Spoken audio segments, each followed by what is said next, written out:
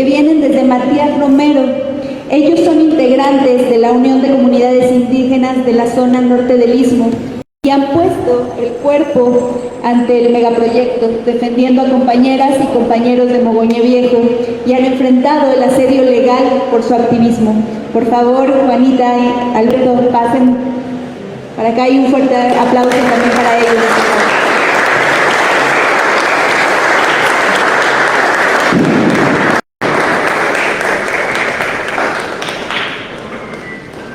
Esta tarde también nos acompaña Edgar Martín. Él viene desde Unión Hidalgo, Oaxaca. Edgar es un defensor ambientalista que ha visto muy de cerca cómo el tramo K ha transformado paisajes naturales en zonas de proyección industrial. Él también ha sido amenazado por su labor. Un fuerte aplauso para Edgar, por favor.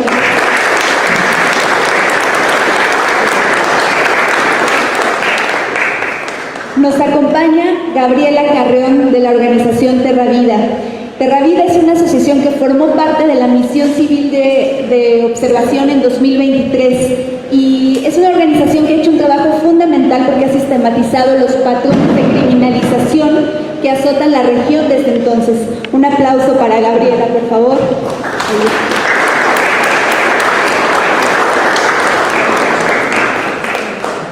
Y finalmente tenemos a Donají Quintas.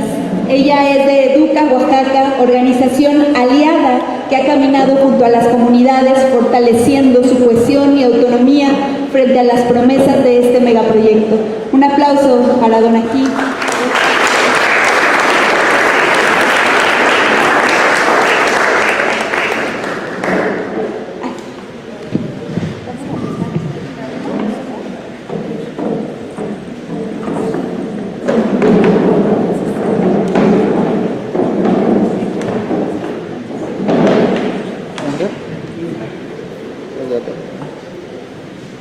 Pues creo que con estas voces podemos comenzar a tener un diálogo, una reflexión en torno a este megaproyecto. Como se darán cuenta, esto es pues todo un foro ideado para que tengamos la información precisa al momento de todo lo que ha estado ocurriendo, al menos desde 2019 de forma activa.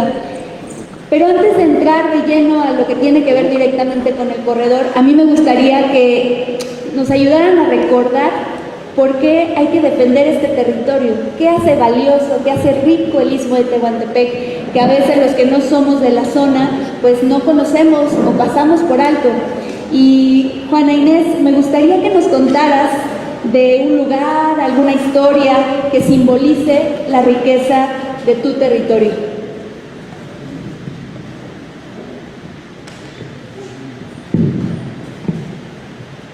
¿Qué tal? Saludos a todas, a todos, a todes.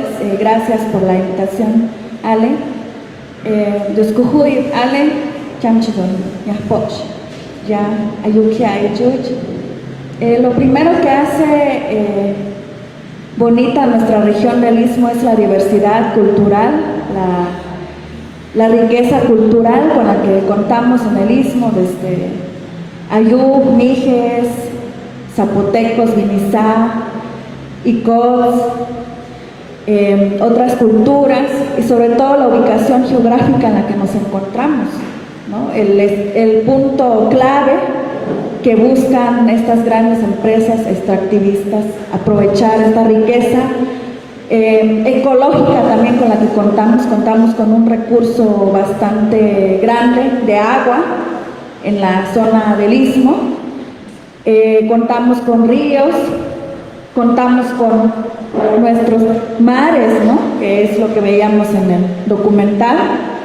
También contamos con pues gran conocimiento ancestral que nos heredaron nuestros antepasados desde las diversas culturas, pero sobre todo contamos con esta gran riqueza de animales, de plantas, de árboles, lo cual quieren explotar y quieren exterminar a través del capitalismo, a través de este gran megaproyecto que viene impuesto, y que esto de alguna forma desequilibra nuestros recursos naturales, desequilibra también nuestro medio ambiente, nuestro Nashwim, como lo conocemos nosotros, en la zona de los Mijes. Al acabarse estos recursos naturales, pues estaríamos perdiendo también parte de nuestra vida, de nuestra identidad como pueblos y como comunidades indígenas. Desde San Juan, Chicoy y Mogoñé Viejo, pues somos pueblos que venimos del maíz también. Hay una gran producción de maíz. ¿Y cómo se da esta producción? Pues gracias al agua, gracias a nuestras tierras. Sin ello, pues no podríamos sobrevivir, ¿no? En este tema de desarrollo que pintan las grandes empresas. Entonces, desde niños, niñas hemos crecido ahí y sería devastador de nuestra parte que permitiéramos que entraran estos proyectos a nuestros territorios, a destruir lo que por muchos años nuestros abuelos, abuelas nos han enseñado a cuidar y a proteger. Entonces vamos a seguir defendiendo nuestras tierras y nuestra vida. Muchas gracias, Juana. Creo que esto que nos estás compartiendo nos hace mirar con tus ojos esa riqueza, ¿no? Que puede ser cotidiana y que puede ser muy ajena, por ejemplo, a quienes venimos desde la ciudad o quienes estamos ajenos a eso, pero nos hace revalorizar la aportación que un territorio tiene no solamente para ustedes que lo habitan, sino para todos en materia ambiental. Muchas gracias por compartir esto. Y de aquí me gustaría que don Ají nos compartiera precisamente desde el trabajo comunitario que han realizado, cuál es el tesoro social y cultural que han encontrado en estas tierras. Bueno, particularmente en el Istmo, pues yo creo que uno de los tesoros que más resalta de la región, bueno, he de decir primero que yo también soy de la región del Istmo, no de la zona centro, sino de más de la sierra, y yo creo que algo que también resalta mucho de la región justo es la diversidad, como dice Juana, pero la diversidad en muchos sentidos, ¿no? Como la fiesta en sí misma, por ejemplo, es un componente muy importante para las comunidades y yo creo que es un ejemplo de cómo hay un poder de organización que puede impulsar, ¿no? Si la gente no atravesara como todas estas violencias de división comunitaria, la fiesta es un ejemplo de que si no hubiera se podría luchar fuerte, ¿no? contra todos estos megaproyectos. Entonces, por eso yo considero también que hay un ecosistema, además una diversidad de ecosistemas, ahí converge todo, ¿no? Desde el mar hasta las montañas, hasta ojos de agua, ¿no? Y eso da una identidad muy fuerte a quienes habitamos y hemos crecido en la región. Y por eso, más allá también del Istmo, como un territorio que está pasando por el corredor interoceánico, hay otros ejemplos desde el trabajo de Duca, tanto en la costa como aquí mismo en valles centrales, donde la lucha por el territorio pues se basa en ese amor, ¿no? a estos espacios que no son tangibles, ¿no? que trasciende más allá de lo que se puede ver el agua, ¿no? en sí misma, por ejemplo. Entonces, pues yo creo que esa identidad son el tesoro que siempre se busca rescatar en todos los territorios que atraviesan megaproyectos. Coincido completamente, don Ají. Creo que esas riquezas inmateriales son los que, pues sí, generan nuestra identidad y que aportan a esta diversidad cultural que tenemos en este país, que es tan grande y tan diverso y tan hermoso. Así que muchas gracias. Creo que hablando de la riqueza natural, no hay nadie mejor que Edgar que nos pueda compartir cuál es esa riqueza natural que se pone en riesgo a lo largo del trazo de este megaproyecto. ¿Qué has visto tú en tu día a día, en tu comunidad, que cada vez está pues, más vulnerable? Me parece que es el agua, por efecto de la activación de las concesiones mineras. Actualmente, por ejemplo, nosotros estamos ubicados del kilómetro 30 al 57 de la línea K y existen concesiones mineras, pero no están activas porque no había forma de extraer. pero ahora justo la línea acá atraviesa la cordillera de los Chacales, que es una zona de concesiones mineras, y de la cordillera de los Chacales pues descienden nada más de la ladera sur más de 20 arroyos, y de la ladera norte hay afluentes del estero Espantaperros. Pero esto que les digo, en ese tramo ocurre lo mismo en otras zonas del istmo, como sobre la línea Z, en el lugar donde hubo accidente, ¿no? En diciembre del año pasado. Entonces, definitivamente el agua en la región está en riesgo por la activación de las concesiones mineras. Muchas gracias, Edgar. Creo que lo que nos deja haber recorrido todo el territorio, un poco meternos a la documentación, a los datos, es mostrarnos que esto es mucho más que solo una vía del tren rehabilitada, ¿no? Es un proyecto mucho más ambicioso, mucho más profundo, mucho más invasivo a la vida cotidiana y a los recursos naturales. Y Gabriela, tú y Terravida pues han estado en el territorio, lo han recorrido, lo han sostenido también, y me gustaría preguntarte qué es lo más valioso que han encontrado en el Istmo en este proceso de acompañamiento que han realizado todos estos años. Gracias, Alejandro. Son varias cosas, pero a mí lo que me gustaría destacar en este apartado es pues la labor de las y de los compañeros que hoy tengo el honor de compartir esta mesa, y que son habitantes del Istmo de Tehuantepec y que han alzado la voz para decirle a Oaxaca, a México, pero a todo el mundo qué es lo que estaba pasando con este proyecto. También reconocer su fuerza y su valentía para alzar la voz y para hacer algo que otros y otras no han querido, no han podido hacer. Y sobre todo pues frente a todas las agresiones que han sufrido las y los compañeros que decidieron alzar la voz y tomar la acción.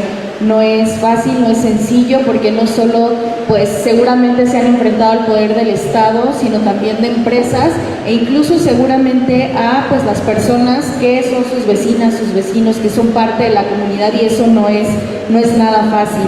Hacer lo que ustedes hacen en un contexto en donde estos proyectos también se observan con buenos ojos por el beneplácito o por la coincidencia de pensamiento con un gobierno que está impulsando estos proyectos, tampoco es nada sencillo. También considero muy valioso toda la fuerza y el poder que han tenido para movilizar, para organizarse, para generar unión entre diferentes actores y actoras nacionales e internacionales que pues con compañerismo y solidaridad se han unido a una diversidad de acciones para visibilizar lo que está pasando, para emprender acciones contra este proyecto que pues no está atendiendo a pues los deseos y a los proyectos de vida que muchas de las personas están teniendo. En ese sentido también me parece valioso mencionar cómo la misión de observación que ya mencionabas, que sucedió en 2023, surgió en unas conversaciones en donde veíamos que el Tren Maya pues estaba recibiendo muchísima atención, lo cual está muy bien, pero que observábamos que el corredor interoceánico como que no se hablaba de eso, ¿no? Como que estaba en lo oscuro. Entonces creo que tenemos diversas observaciones sobre el resultado de esa misión de observación, pero con lo que nos quedamos es que uno de los objetivos de ponerlo sobre la mesa, de que otras personas se interesaran en el tema y visibilizar, sí ocurrió en alguna medida. Y finalmente me parece valiosísima la capacidad de afrontamiento que ustedes han tenido frente a todas las agresiones y toda la represión que ha sufrido por parte del gobierno, pero también de parte de las empresas. Todos estos mecanismos y herramientas que han ustedes tenido que echar mano, pues es de reconocerse, y esas son de las cosas más valiosas que nosotras como organización pues hemos podido atestiguar. Muchas gracias. Creo que escucharles nos da la perspectiva un poco más completa de esta riqueza que no solamente es natural, que no solamente es cultural, sino también es humana.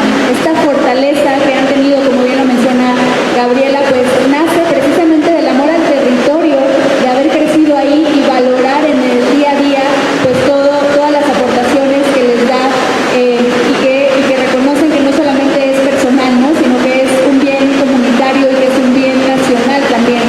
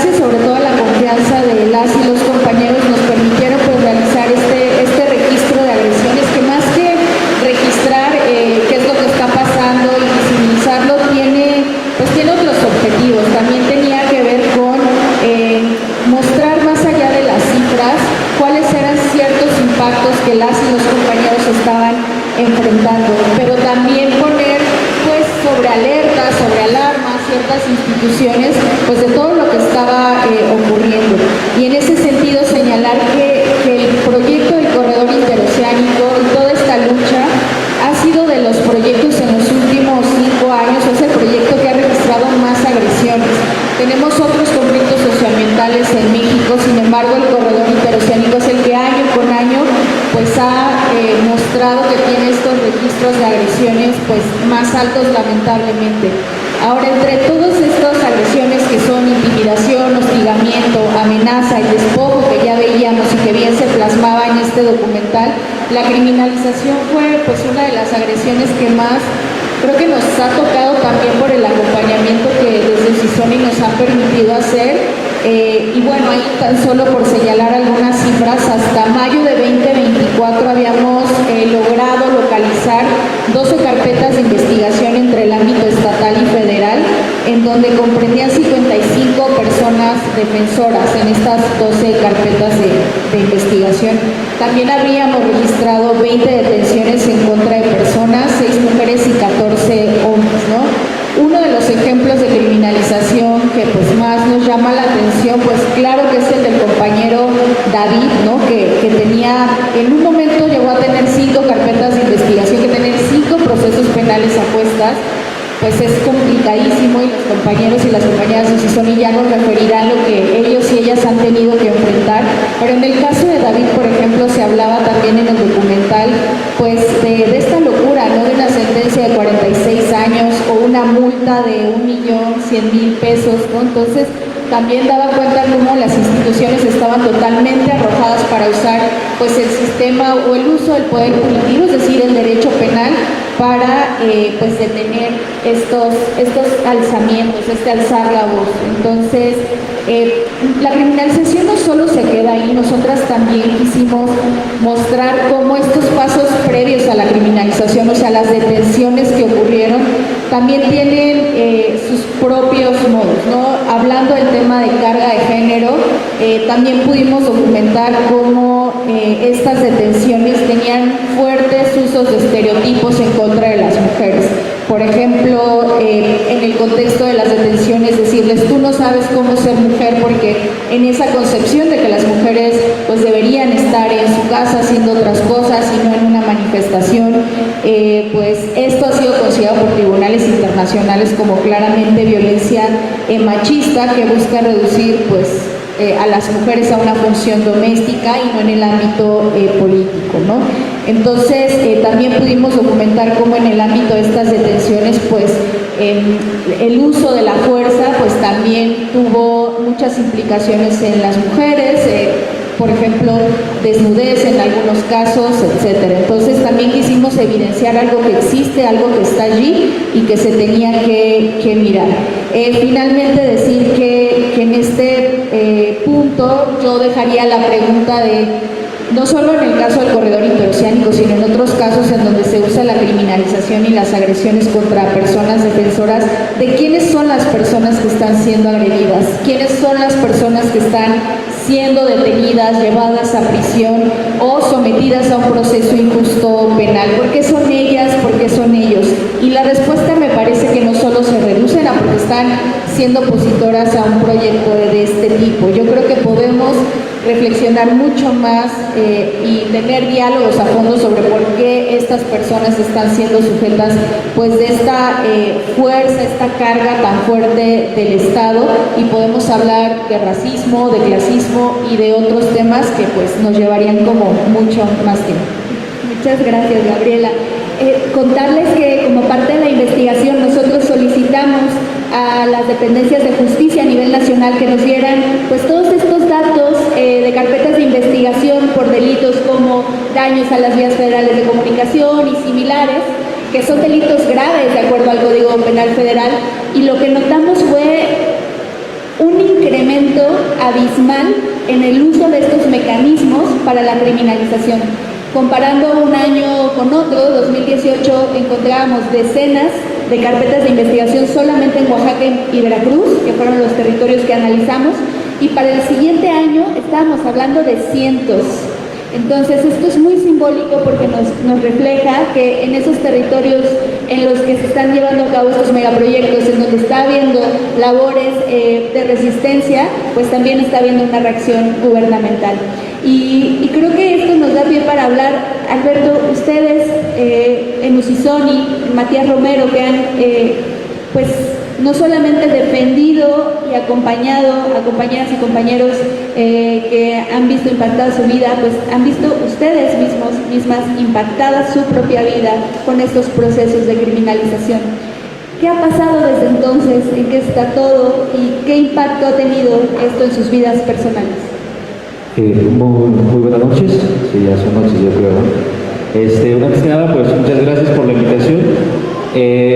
Pues en efecto, nosotros como organización hemos acompañado a muchas comunidades y hablando específicamente de cuestiones jurídicas, con referencia a este tema del corredor interoceánico, hemos acompañado 5 carpetas de investigación, en las cuales una de ellas estamos nosotros como defensores de derechos humanos de los pueblos indígenas, estamos siendo criminalizados por alzar la voz, por defender a compañeros que estaban siendo violentados sus derechos, estaban intentando ser desplazados, incluso quererles arrebatar las tierras.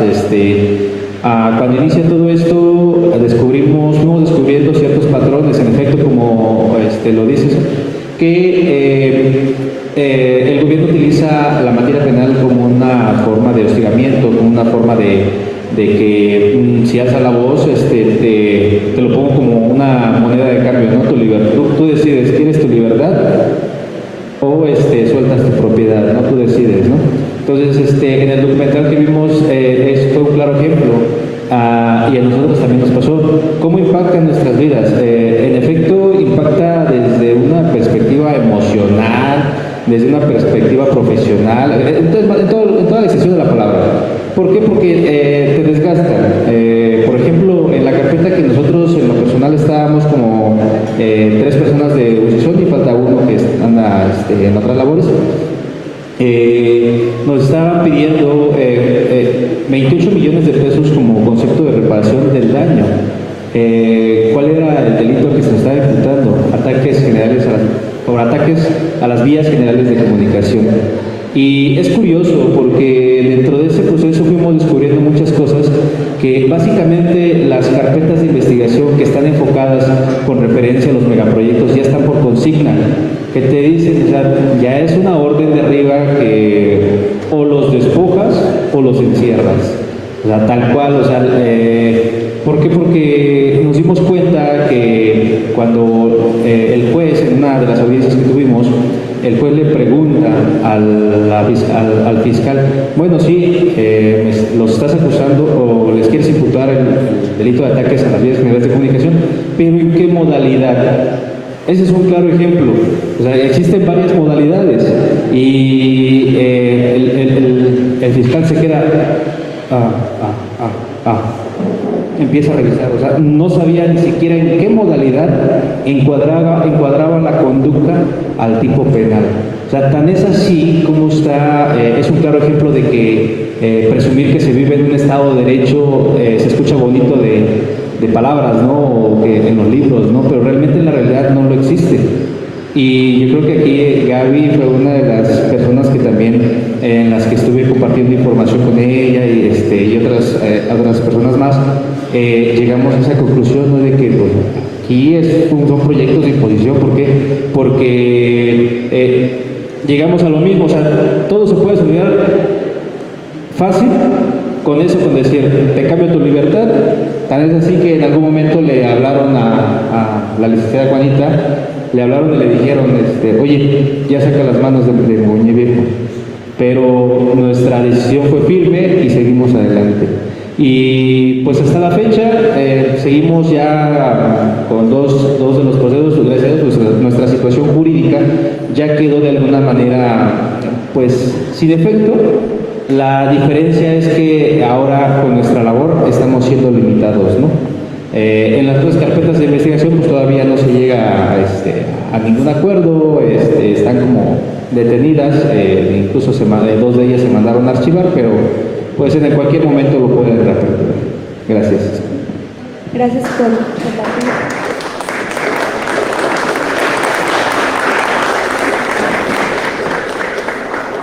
El impacto, como tú lo dices, ¿no? Es no solamente en la vida personal, en la salud emocional, es también en las limitaciones que se van construyendo, ¿no? Para seguir acompañando la defensa del territorio propia y de las y los compañeros.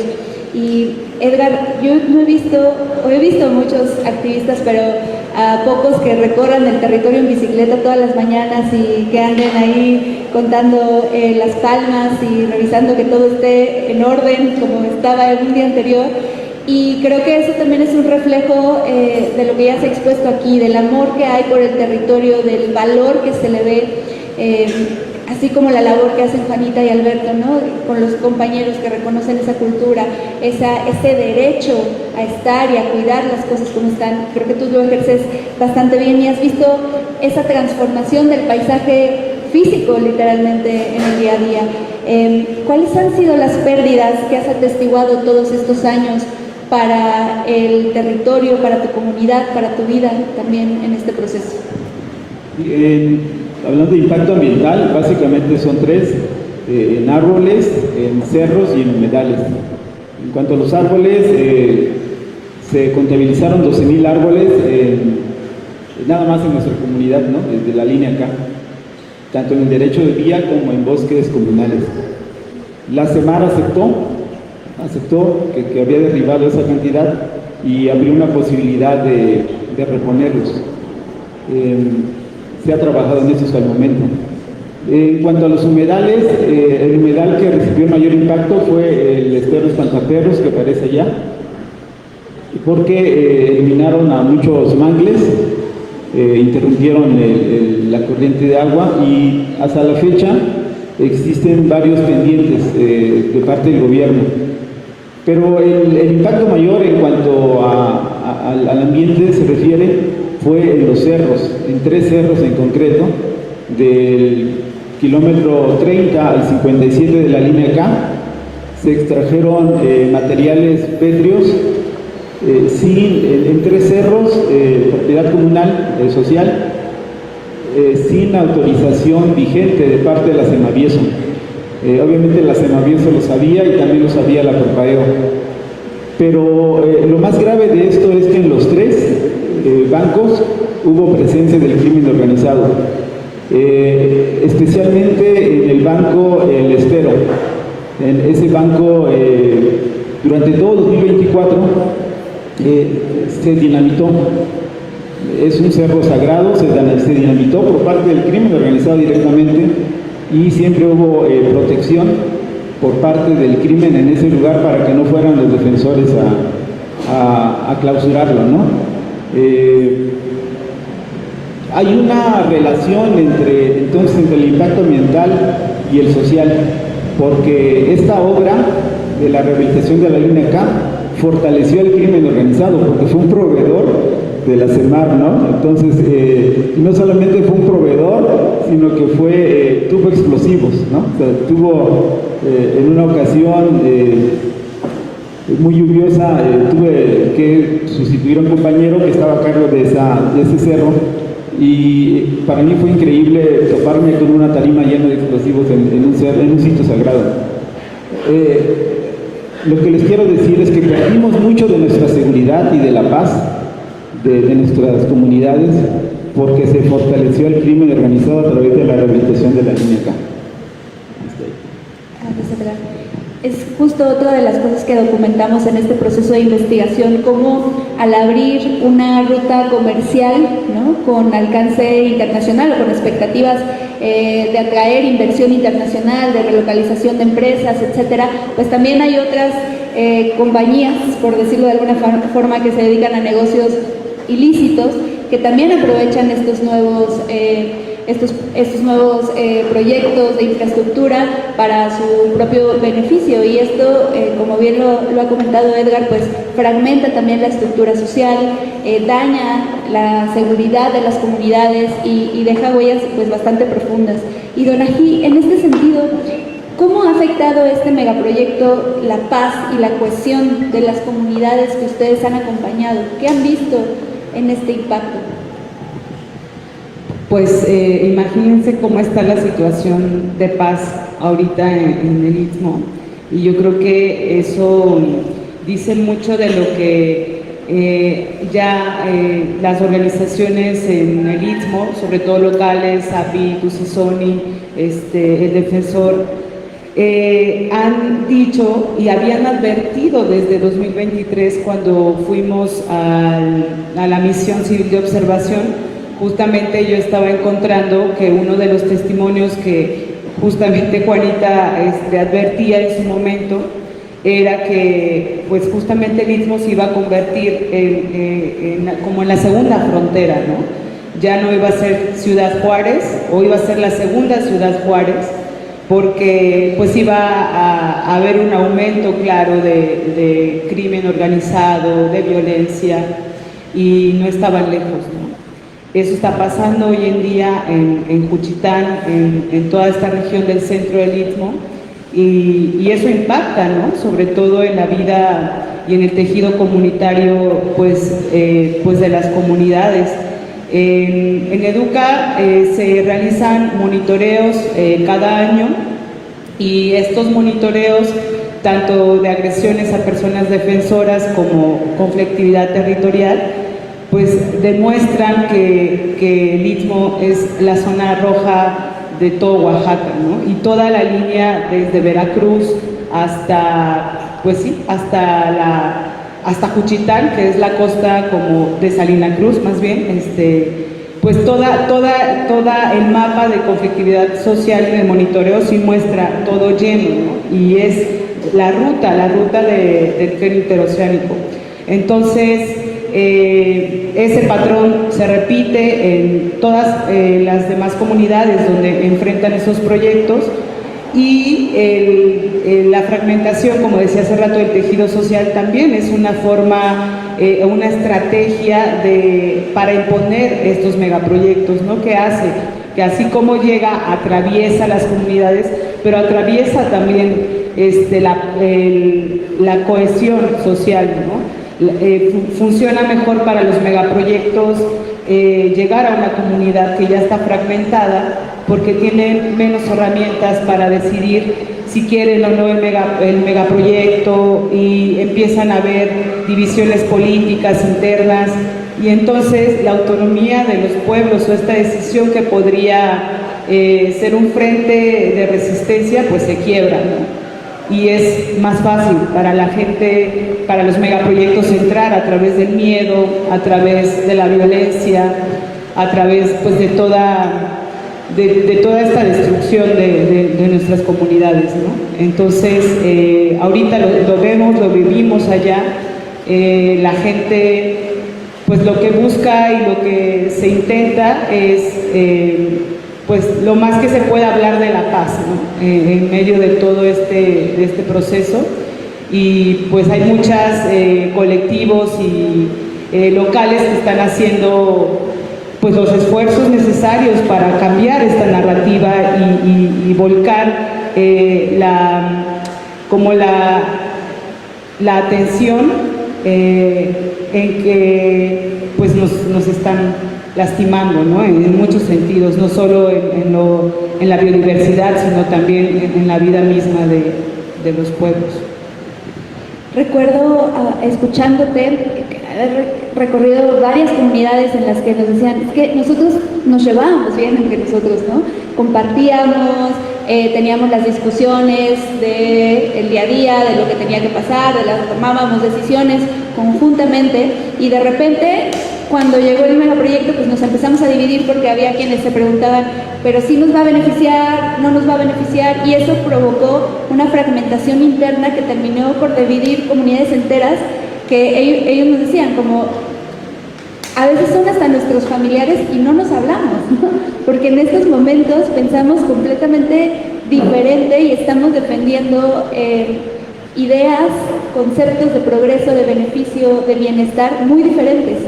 Y a mí me pareció muy doloroso escuchar eso, porque habla del impacto verdadero en el día a día de un megaproyecto que a veces no se alcanza a ver cuando hay una promesa tan grande de desarrollo, de crecimiento económico, ¿no? De venderlo a nivel internacional como México va a estar a la vanguardia con algo así.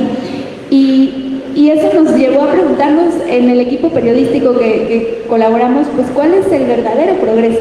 Y se los preguntamos cuando estuvimos allá con ustedes, ¿no? ¿Qué es progreso para ustedes? Y quisiera que regresáramos a eso. Y Edgar, ¿qué tendría que considerar un megaproyecto para que éste se perciba como verdadero progreso, como verdadero desarrollo? Bueno, el concepto de territorio como un pilar de la comunalidad y el megaproyecto en sí, pues son como una dicotomía. Yo creo que por excepción se podrían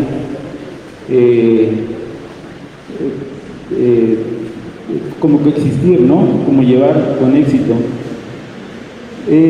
Por ejemplo, la industria de la sal, en el caso del Istmo de Tehuantepec, sí funcionó durante muchos años, y la característica que tenía es que se trataba de un, digamos, recurso renovable, ¿no? La sal.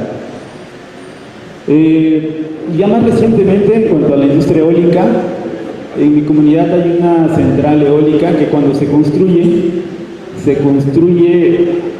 casi al mismo tiempo una en Baja California. Y aquí voy a hacer énfasis en la propiedad. Es importante la propiedad en el megaproyecto. En el caso de mi comunidad fue capital extranjero. En Baja California fue con inversión pública. En mi comunidad la energía se utiliza en su totalidad para una transnacional. En Baja California se utiliza para el alumbrado público. En Unión Hidalgo, si una persona pobre no puede pagar 85 pesos de su recibo de luz, se lo cortan. Y para que lo vuelvan a reinstalar el servicio hay que pagar el doble.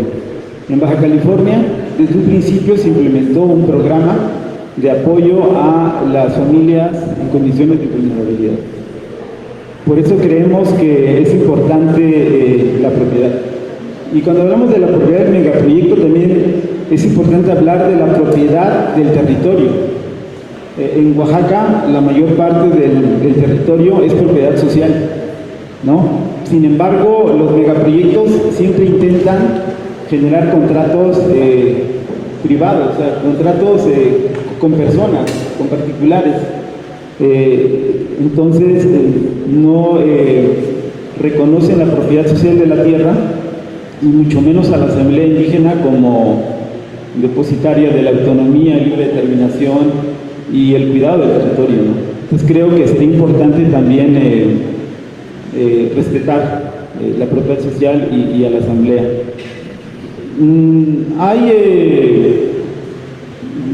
Yo creo que estas empresas capitalistas sí representan un reto muy complicado para las comunidades indígenas.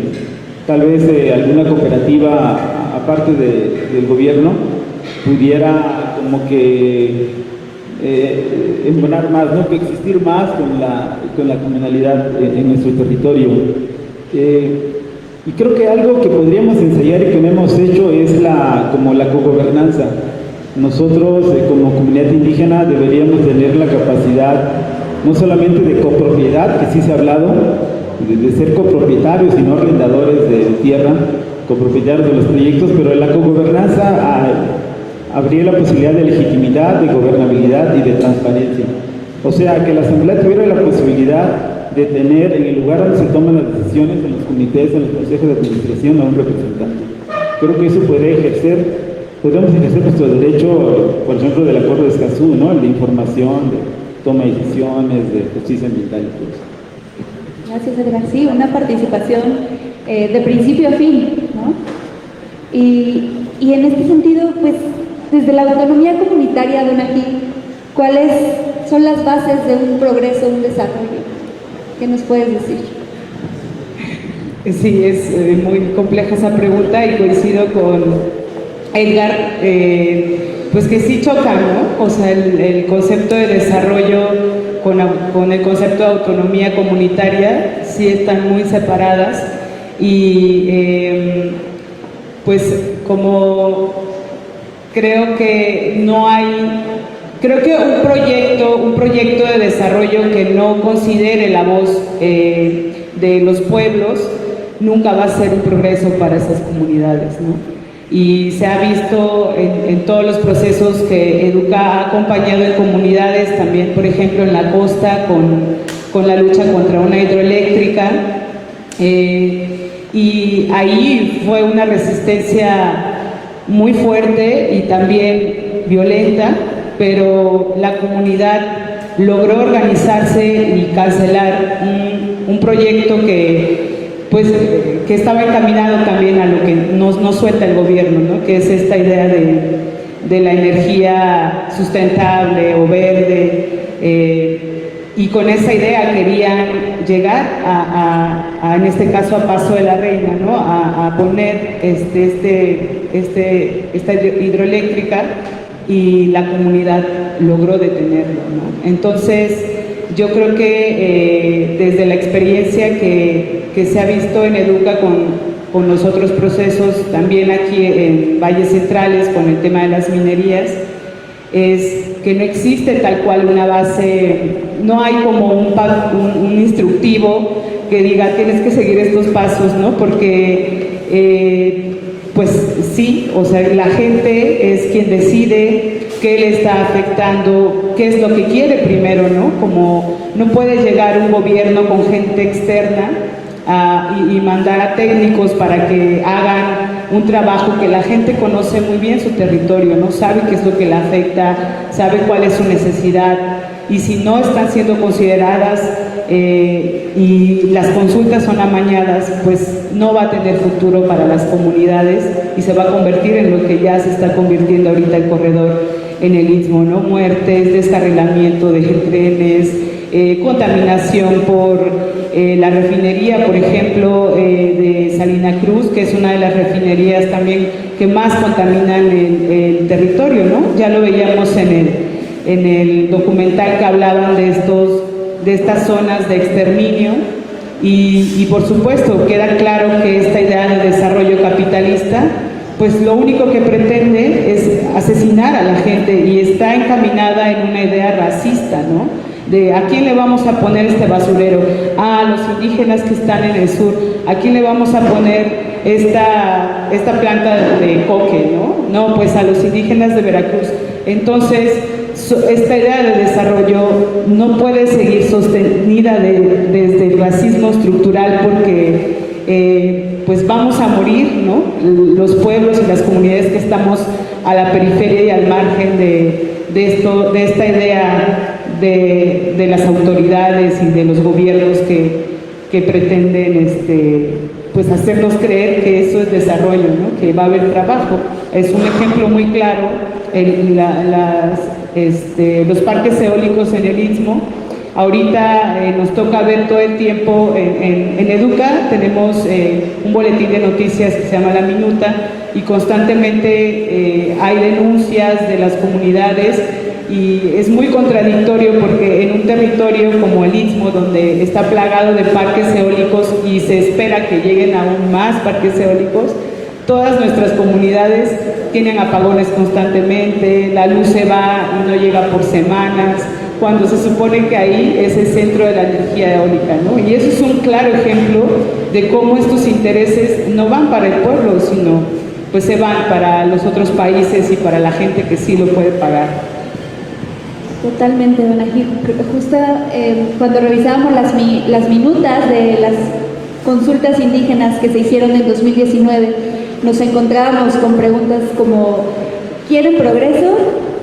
¿Quieren luz? ¿Quieren educación? ¿Quieren salud? ¿No? Y claro que todos queremos todo eso para nosotros, ¿no? Claro que todos queremos crecimiento, oportunidades, etcétera. Pero hay como un manejo del concepto de progreso que a veces choca con las necesidades básicas de toda una región o de todo un país. Y Juanita, después de todo lo que has vivido en tu vida personal como parte de UCISON y en la defensa de los derechos tuyos y de tu comunidad, ¿cómo definirías tu progreso después de todo esto? Es una pregunta bastante difícil de responder. Es que así como lo dicen aquí mis compañeros, ¿no? Pues efectivamente nos han pintado un desarrollo, un progreso como que va de la mano con un crecimiento industrial, ¿no? Así nos lo pintan el gobierno, las empresas, ¿no? Que va a llegar maquinaria, que va a haber un tren interoceánico, que va a hacer un tren de pasajeros, ¿no? Que viene el progreso, que viene el empleo y todo lo demás, ¿no? Pero ¿qué es lo que vemos? Vemos afectaciones ambientales, vemos criminalización, militarización, inseguridad. Eso no es desarrollo, no es progreso.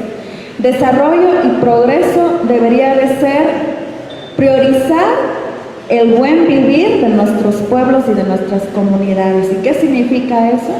El tener esa armonía y ese respeto por nuestra madre tierra, ¿no? Que respeten sobre todo nuestros derechos. No puede haber desarrollo cuando se violan los derechos, cuando se criminaliza, cuando se violenta, cuando se asesina. No puede haber desarrollo. Y tampoco puede haber desarrollo a costa de nuestros recursos naturales. Lo hemos vivido. Ha sido muy desgastante en el ámbito emocional, en el ámbito familiar, y nos lo pintan bonito. No es que va a venir, va a haber empresas, va a haber trabajo, va a haber seguridad, porque así lo pintan, así lo pintó Andrés Manuel cuando anuncia el proyecto, ¿no? Diciendo que es un proyecto de interés nacional y que va a beneficiar a todos los pueblos del Istmo. ¿Cuál beneficio? ¿Qué pasó el año pasado, en diciembre, cuando hubo el accidente? Todos sacaron las manos, nadie se quiso ser responsable del accidente que pasó en el tren. Hubo varios muertos, varios heridos. Entonces, ¿de qué desarrollo hablamos cuando ocurren este tipo de siniestros ante la entrada de máquinas, ¿no?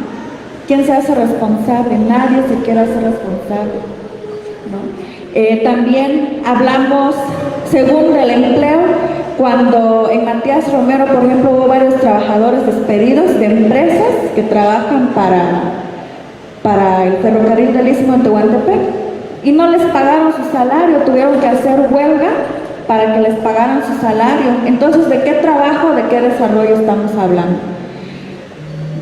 Hablan de desarrollo, que todo va a estar bien. Tenemos abandonado el hospital de Matías Romero, sin medicamentos, sin médicos, y personas dando a luz afuera del hospital.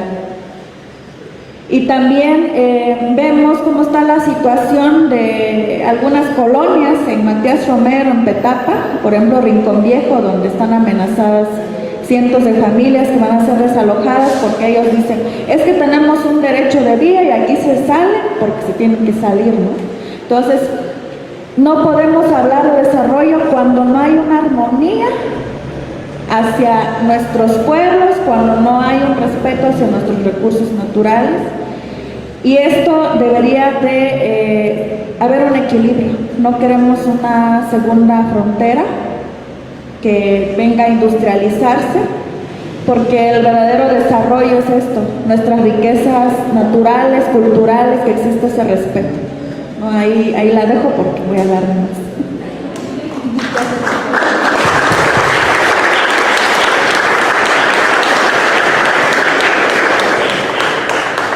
Gabriela, después de escuchar todas estas voces, ¿qué le falta en la práctica, ¿no?, al concepto de progreso que se ha utilizado para promover megaproyectos en la región y en todo el país? Muchas gracias. Yo creo que es difícil seguir después de Juanita porque todos quisiéramos seguir escuchando, pero bueno, yo creo que el concepto de progreso y desarrollo que viene del gobierno, pues todas y todos sabemos que tiene casi como objetivo principal y consecuencia automática pues la riqueza de unos cuantos, pese al detrimento de las condiciones de vida pues de las mayorías, ¿no? Este uso del territorio o de controlar los territorios para ir por lo que está debajo de ello, que son los elementos naturales, y seguir satisfaciendo este sistema, ¿no? Que también ahí viene yo creo que lo complejo y las reflexiones que yo creo, me imagino que cada una y cada uno hemos tenido sobre nosotros y nuestra forma de consumo, cómo alimenta a este sistema o qué lugar ocupamos en este sistema.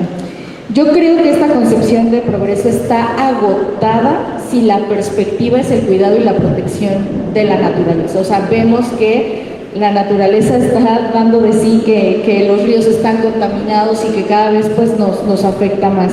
Sin embargo, también me parece que este concepto de progreso y desarrollo pues sigue dando mucho para otras personas. Por lo tanto, para este sistema pues sigue siendo muy útil y sigue generando beneficios para unos cuantos o para un sector. Yo creo que aquí la palabra clave, al menos desde donde trabajamos en Terravía, tiene que ver con la autonomía, que ya lo mencionaban hace un momento, ¿no? Y el reconocimiento también de la interculturalidad. Yo creo que el reconocimiento de esta diversidad cultural, racial y de identidad es clave, ¿no? Porque dependiendo cada población, cada comunidad, cada persona tiene diferentes conceptos de lo que es progreso y desarrollo, y nos parece que ahí está la clave, en que las autoridades, el Estado tendría que respetar esas diferentes formas de concebir el mundo y de los proyectos que las personas, comunidades tienen para ese territorio. O sea, ¿cuáles son los planes de vida que se tienen para esos espacios? El reconocimiento de la autonomía no es un invento, eso tiene un reconocimiento constitucional, es un derecho humano, al igual que el derecho al desarrollo, ¿no? Entonces tampoco es que nos estemos inventando nada, creo que el reto es cómo hacer que esa autonomía se respete, ¿no? Y aquí mencionar, por ejemplo, el caso del pueblo Macehual en la Sierra Norte de Puebla, que también hemos tenido el privilegio de acompañar, en donde después de 11 años pues se logró cancelar concesiones mineras, y ahí el punto central fue la autonomía. El pueblo Macehual, bajo sus propias formas de decisión, le dijo a la autoridad: no queremos esto para nuestro territorio, nuestro plan de vida, nuestro proyecto de vida es otro. Ellos tienen ecoturismo, tienen su propia red de internet, tienen todo un proceso de autonomía. Entonces ahí lo que pasó es que el Estado dijo: ok, lo voy a respetar, y ya no hay ciertas concesiones mineras, todavía hay más, ¿no? Entonces, este ejemplo lo quiero mencionar porque creo que no necesariamente tienen que pasar 10 años frente a tribunales para que este derecho sea respetado. Esto tendría que ser desde un inicio. Sin embargo, es una lucha, ¿no? Es una lucha también de resistencia y de diferentes cosmovisiones. De ahí a que nos parezca que, pues sí, la organización social y comunitaria para defender esos planes de vida, esos sueños, pues tengan que estar presentes y que tengan que ser defendidos, ¿no? Contra todo, más bien contra el Estado y contra las empresas que desean apoderarse pues de esos territorios que han sido pues los lugares de sueños, de vida, donde pues las personas nos alimentamos, vivimos, etcétera. Muchas gracias. Y les quisiera preguntar a ustedes, a nuestro público que nos acompaña el día de hoy, si alguien nos quisiera compartir si su definición de progreso ha cambiado después de ver el documental, después de ver las fotografías, de escuchar estas poderosas voces. Si alguien quisiera compartirnos alguna reflexión que han tenido, nos encantaría escucharles. ¿Alguien por acá? No puede ser, este silencio en la sala me va a matar. ¿No? O quizás si Juanita nos puede ayudar a leer alguno de los conceptos que están por allá, luego Alberto, Edgar. Aquí no juzgamos, de verdad, los vamos a escuchar con mucho cariño.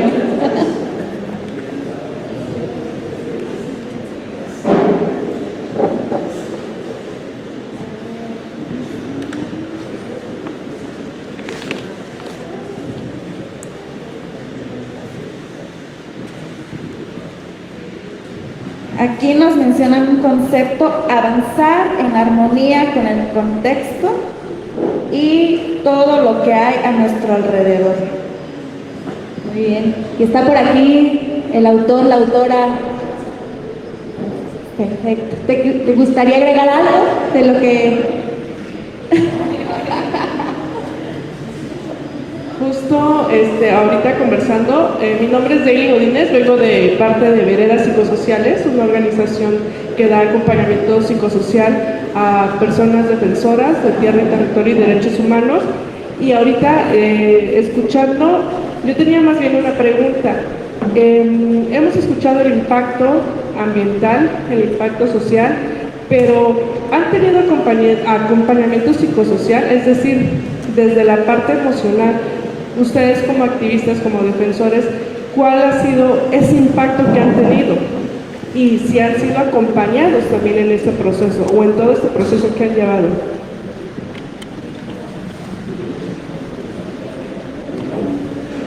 Sí, efectivamente, para brindar acompañamiento, pues también necesitamos un acompañamiento integral, que tiene que ver desde la cuestión también legal. La cuestión emocional, sí nos hemos visto afectados, no solo nosotros, sino que también nuestras familias, porque como defensoras, pues somos, al final de cuentas somos personas, tenemos familia. Y pues sí ha afectado de alguna forma en la salud, primero en lo emocional y luego en la salud física, desde insomnio, ¿no?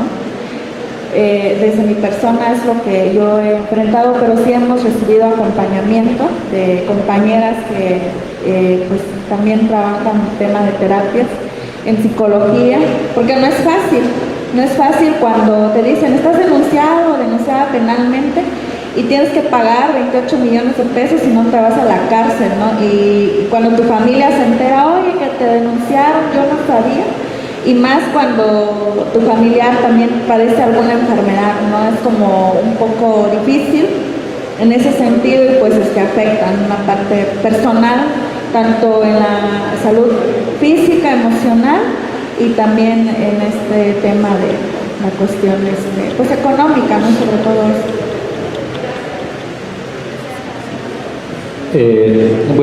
Nada más para complementar aquí algo que dijo mi compañera Juanita. Sí, en efecto hemos tenido cierto, ¿cómo lo puedo explicar? Por llamarlo de alguna manera, hemos tenido unas sesiones de apoyo en ciertas áreas donde nos hemos visto involucrados con espacios como en este, ¿no?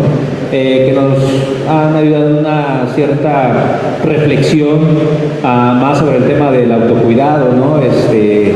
Y algo muy claro que decía Juanita, ¿no? Incluso en una ocasión subí una publicación, ¿no? ¿Qué haces cuando el clonazepam ya no te hace efecto, no? ¿Qué sigue después de eso?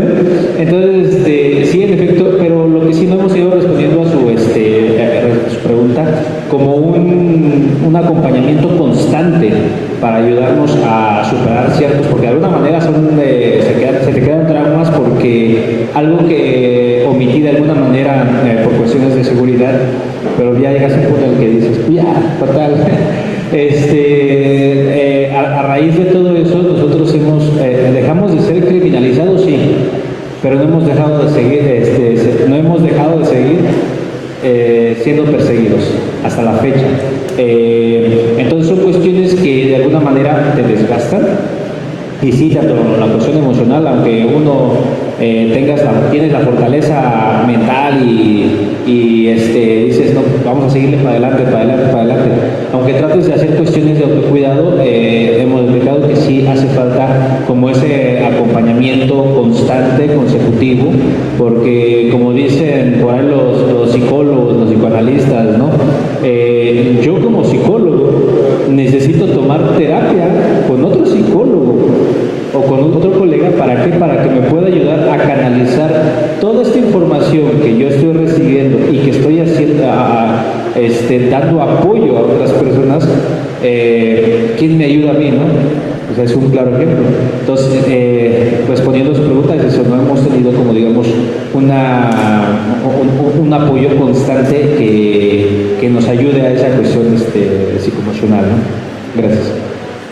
Bueno, como se leyó tu concepto de progreso, te vamos a entregar una obra de Alejandra Alquí, del Laboratorio de Arte Ala Limón. Así que muchas gracias por participar. Por tu pregunta también.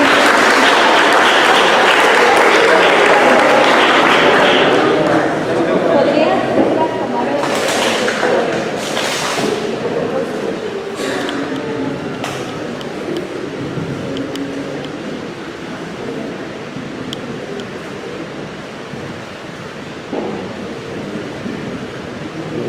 Intereses económicos es lo único que dice.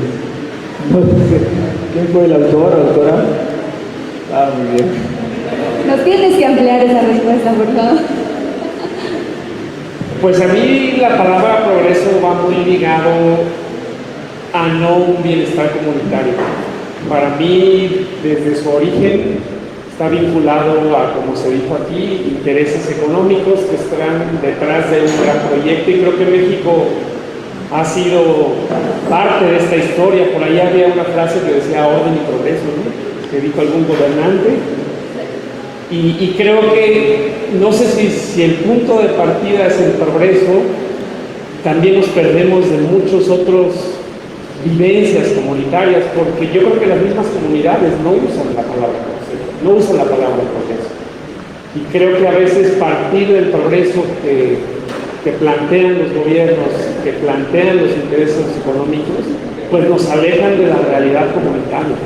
Inclusive el vínculo entre progreso y desarrollo, porque para una comunidad que es desarrollo, es muy diferente este desarrollo que se plantea del interoceánico a lo que representa el bienestar comunitario o representa el cuidado de la vida de una comunidad.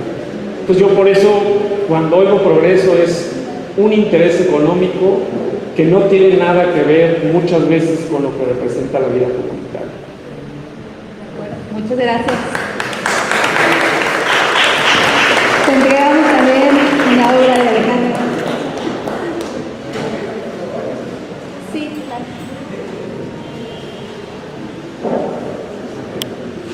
Buenas noches, soy Pedro Orozco. Cuando usan la palabra progreso o desarrollo me incomodo, porque creo que aquí hay gente, a lo mejor que no son activistas, profesionistas. La compañera que está a mi lado es contadora, que no tiene nada que ver con el tema que estamos tratando ahorita. Sin embargo, me interesó, y creo que hay mucha gente igual. Una vez estaba haciendo un proyecto con los zapotecas de la zona alta del Istmo, con el padre Francisco Bandero, y cuando terminé el documental, quise que llevara por el desarrollo de los pueblos indígenas. Andaba yo muy emocionado como consultor de la Confederación Alemana de Cooperativas de presumir que los pobres iban a terminar siendo ricos en el primer plano del proyecto. Se levanta el hombre como ese que me revisaba y me dio una regañada, pero terrible. Estás loco para usar la palabra desarrollo, eso no existe en los pueblos indígenas. ¿Y qué le pongo, padre? Lo que existe es sobrevivencia de los pueblos indígenas. No están hechos los proyectos de desarrollo para progreso, para avanzar, es para sobrevivencia de los pueblos indígenas. Y desde entonces me casé con el concepto. Estando en Naciones Unidas, estábamos redactando como delegado ambiental, que estuve en Naciones Unidas en el 2016, y justamente me peleé con todos los delegados porque para que quitaran la palabra desarrollo. Yo decía que es un insulto para los pueblos indígenas hablar de desarrollo, porque eso no es cierto, es una mentira. Entonces, no se vayan con esta idea. Aquí no hay desarrollo, no hay progreso, hay sobrevivencia. Cuando hablan de acompañamiento, el único acompañamiento que tuvimos nosotros en la resistencia son de las organizaciones hermanas. Ni siquiera de los propios paisanos tuvimos acompañamiento, porque nos dividieron, nos rompieron el tejido social que teníamos en la comunidad y nos pusieron entre hermanos como enemigos entre nosotros mismos. ¿Dónde íbamos nosotros a hablar de desarrollo? Lo único que seríamos es pedradas, ¿no? Es paliza, es denuncias, órdenes de aprehensión. Ese es el acompañamiento. No hay acompañamiento, compañeros. El único acompañamiento que tenemos es el machete, palo, por lo menos para salir para defendernos y salir corriendo si llegamos a ganar el bosque, para escondernos de la represión gubernamental. Entonces, no confundamos un poco el tema usando la palabra desarrollo, porque ponemos en duda que sí existe. Es posible que exista un desarrollo en nuestro pueblo, en nuestras comunidades indígenas. No hay tal, compañeros. Cuidado con esos términos, es un insulto para nosotros como pueblos indígenas y cos, que dijeron, es que por el desarrollo. ¿Cuál desarrollo? Ese es un insulto a nuestra mente y a nuestros pueblos. Muchas gracias. Muchas gracias por compartir. Le entrego también un regalito. Pues se nos acabó el tiempo, pero les queremos agradecer a las y los panelistas que estuvieron con nosotros esta noche y que nos brindaron sus saberes, sus experiencias y que nos hicieron reflexionar, y a todas y todos ustedes por acompañarnos en este experimento periodístico multimedia que estamos pues aquí tratando de impulsar el periodismo por quedarse. Les esperamos acá atrás para un mezcalito, un tentempié y para seguir conversando, porque creo que estas conversaciones tienen, como ya lo sacamos del periódico, ahora lo traemos a un foro. Lo importante es que se lo lleven a casa, que se lo lleven a sus espacios y que esta discusión siga, porque creo que de ahí es donde nacen los cambios. Muchas gracias y aquí estamos para ustedes.